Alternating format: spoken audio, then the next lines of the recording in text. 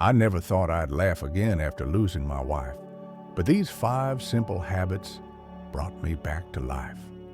My name is Frank, and I'm 78 years old, living in a small town in Ohio where the cornfields stretch out like a golden sea and the days move slow, as if time's taken a long nap.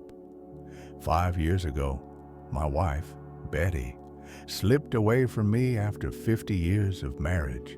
50 years of her soft humming in the kitchen, her gentle nudges to fix the creaky porch step, and the way she'd laugh at my terrible jokes. We'd raised 2 kids together, Mark and Ellen, but they're grown now, scattered across the country with their own families, their own lives. When Betty left, the house didn't just get quiet. It turned into a stranger's place, cold and unfamiliar. I was a stranger too, rattling around in it like a ghost. For a long time after she was gone, my world shrank to the size of my old armchair. I'd sink into it every morning, the springs groaning under me, and flip through TV channels. Game shows, reruns, static, whatever flickered past. Lunch was a microwave dinner, some gray slab of meat and mushy peas that tasted like regret. Dinner wasn't much better. The phone sat silent on the table, gathering dust, and I stopped bothering to open the curtains. Why would I? Outside was just the same quiet street, the same rusting mailbox, the same life I wasn't living.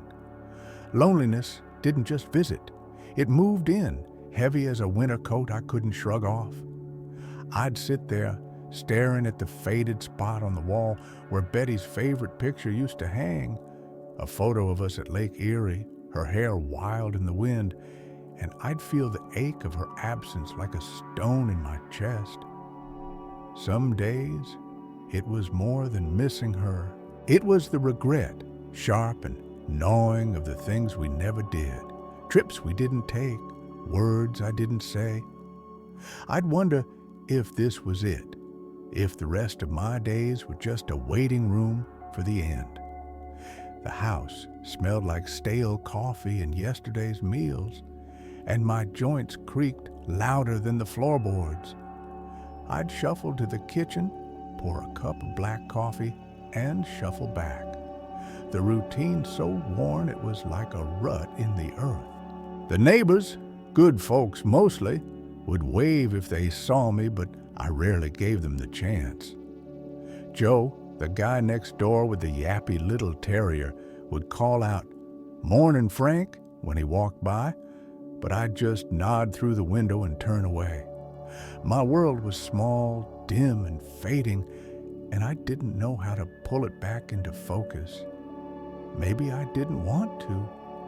Maybe I thought I deserved the grayness, like it was penance for letting time slip through my fingers when Betty was still here. But then came that spring afternoon, the air warm with the promise of green things waking up. My grandson Tommy showed up, dropped off by Ellen for a weekend visit. He's 12, all bony elbows and bright eyes, the kind of kid who asks 100 questions before breakfast. He burst through the door with a backpack slung over one shoulder, sneakers squeaking on the hardwood, and for a moment, the house felt alive again. We sat in the living room that first afternoon, him sprawled on the couch with a soda, me in my armchair like always. The TV droned in the background, some old western neither of us cared about, and Tommy fidgeted, kicking his legs against the cushions. He looked around, taking in the dusty shelves, the blank walls, the stillness that hung like fog.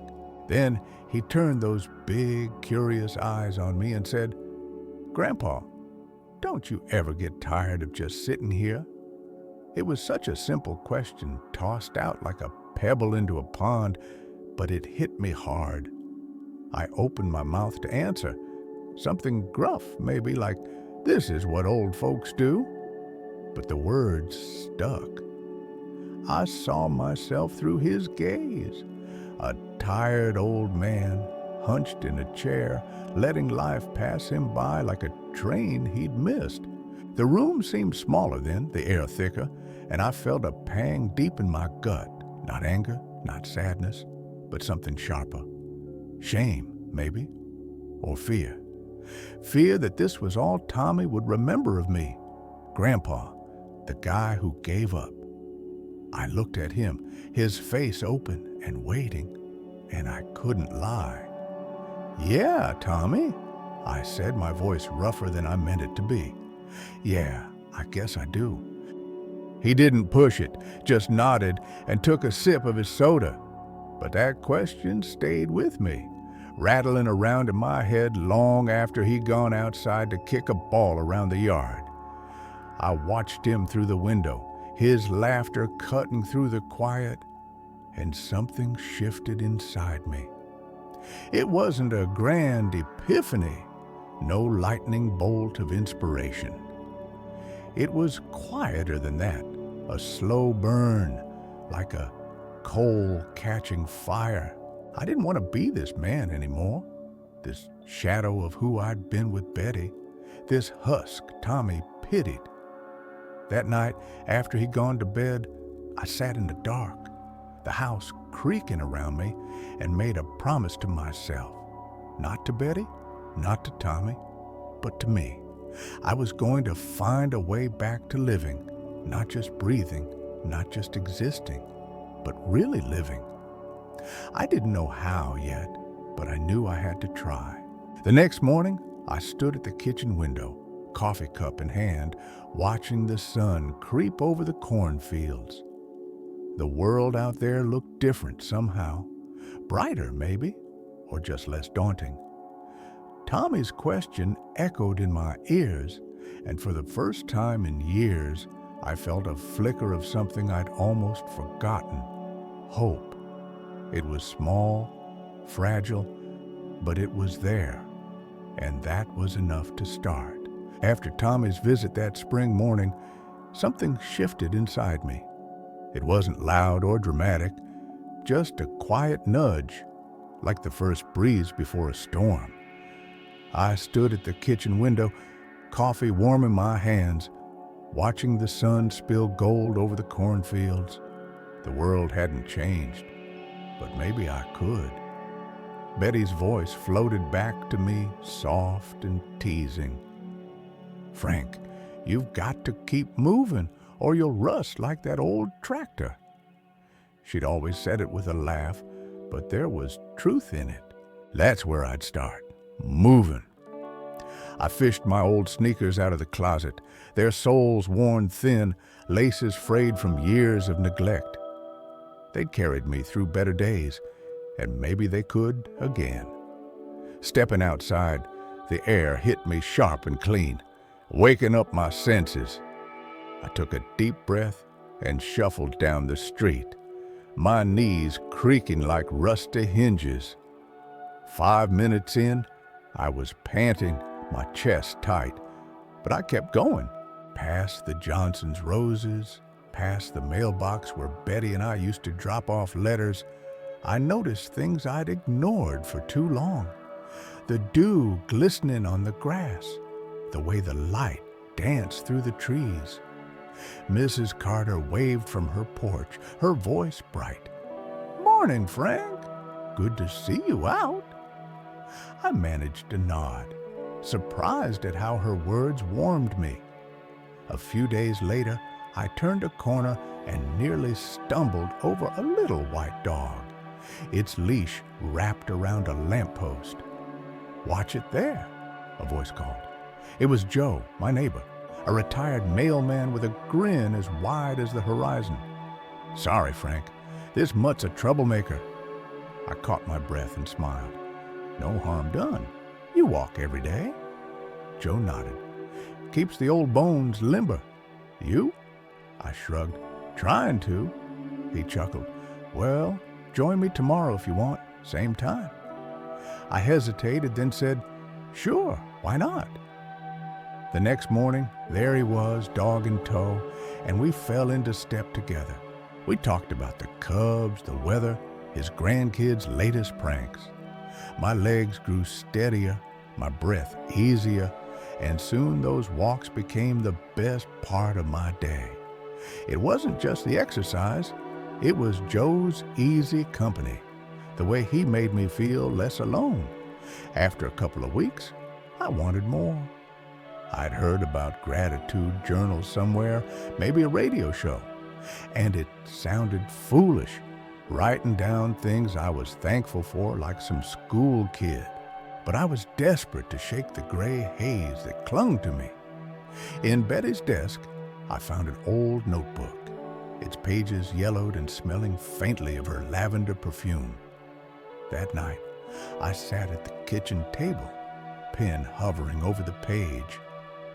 What did I have to be grateful for? The silence pressed in, heavy and familiar. Finally, I scribbled, 1. Tommy's question. 2. Joe's laugh this morning. 3. The smell of coffee.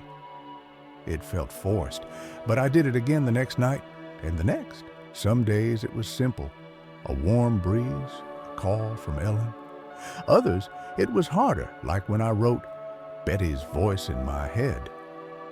At first, I rolled my eyes at myself, but then something happened. I started noticing the good stuff, the way the sun painted the fields, the sound of kids laughing down the street. The regrets didn't disappear, but they got quieter, crowded out by these small joys. That notebook became a lifeline, pulling me toward the light one line at a time. The walks and the journal made me realize how much I'd cut myself off. Betty had been my bridge to the world, and without her, I drifted into solitude. I started small, calling Mark and Ellen more often. "Dad, you sound happier," Ellen said one evening, her voice soft with surprise. "Just keeping busy," I mumbled, but it was more than that. I wanted to be part of their lives again. One day, I drove to the community center, a place I'd passed 1,000 times but never entered. Inside, it smelled like wax and memories. A woman with silver hair and a name tag, Clara, smiled at me. "Here to help?" she asked. I nodded, unsure, and she led me to a room stacked with donation boxes. As we sorted clothes, she told me about the center's events, book clubs, potlucks, craft nights. "You should try the book club," she said.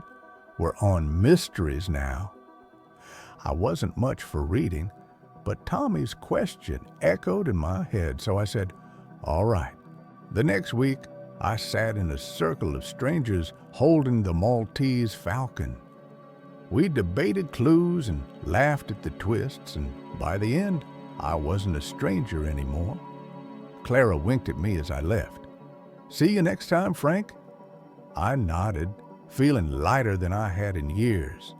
My diet had been a mess, microwave trays and greasy takeout. Betty's kitchen had been alive with her cooking, and I missed it fiercely. One afternoon, I opened her recipe box, the cards stained with her handwriting. I picked chicken and dumplings, something simple. The first try was a disaster, soggy dough, salty broth. But I ate it anyway, sitting at the table with her empty chair across from me. It wasn't her magic, but it was mine. I tossed out the junk, filled the fridge with greens and fruit, learned to cook oatmeal with honey and nuts. Each meal was a small victory, a way to care for myself and honor her. My body noticed less stiffness, more energy, and I felt a quiet pride in every bite. Last came the strangest habit, mindfulness. I'd read about it in a waiting room magazine, sitting still, breathing, letting thoughts drift. It sounded like a waste of time, but I'd come this far. I set a timer for 5 minutes, and sat in the backyard, eyes closed, the wind brushing my face. My mind raced. Betty's last days, the years I'd wasted in gloom. I kept trying, though, day after day. Slowly, I learned to focus on the moment, the rustle of leaves, the rise of my chest. It didn't erase the pain, but it gave me a place to rest, a way to be here now, without drowning in what was gone. These habits didn't fix everything. Betty's absence still ached, sharp and deep, but they gave me something to hold on to, a rhythm, a reason to get up each day. The house felt less empty, the silence less crushing. I laughed more, slept better, became the Frank I'd lost somewhere along the way. Happiness wasn't a loud thing. It was quiet, steady, built step by step, habit by habit. And for the first time in a long time, I thought maybe, just maybe, I could keep going.